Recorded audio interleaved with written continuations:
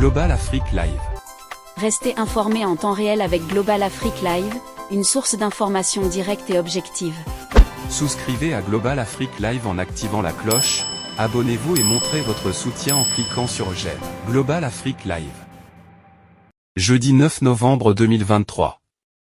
Alassane Ouattara privilégie la diplomatie, l'intervention militaire au Niger mise de côté. En un revirement surprenant, le président Alassane Ouattara de la Côte d'Ivoire a décidé de tourner le dos à l'option militaire au Niger, suite à des mises en garde émises par son état-major. Cette décision, initialement envisagée en juillet par la CEDEAO, marque un changement significatif de cap. Jeune Afrique rapporte ainsi que les troupes mobilisées pour cette opération ont été désarmées et renvoyées.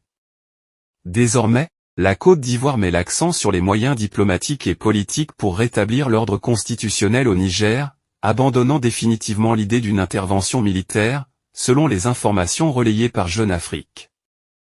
Alors que le président Ouattara était à l'origine favorable à une action militaire, il a été confronté à l'opposition de son état-major, qui a jugé l'opération trop risquée. Ainsi, en début de ce mois de novembre, entre 700 et 800 militaires qui étaient en attente de déploiement ont été rappelés. Ce changement de cap confirme l'évolution vers l'abandon de l'intervention de la CEDEAO. À la fin du mois d'octobre, un diplomate d'un pays membre avait déjà souligné que l'option d'une opération armée n'était plus envisagée au sein de l'organisation, contrairement à ce qui avait été suggéré 3 mois auparavant lors d'une réunion à Accra entre les chefs d'état-major des pays membres. Les pays contributeurs qui avaient rassemblé leurs troupes auraient également procédé au versement des primes prévues. Selon les informations relayées par le média, la CEDEAO retire désormais discrètement ses forces. En juillet dernier, après un coup de force à Niamey, la CEDEAO avait imposé des sanctions économiques contre le Niger et avait proféré des menaces d'intervention militaire si l'ordre constitutionnel n'était pas rétabli.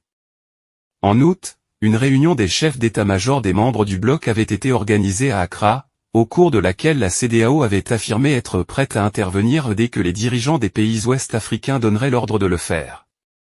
En octobre, les militaires au pouvoir au Niger avaient appelé la CEDEAO au dialogue, expliquant que le pays subissait les conséquences des sanctions économiques.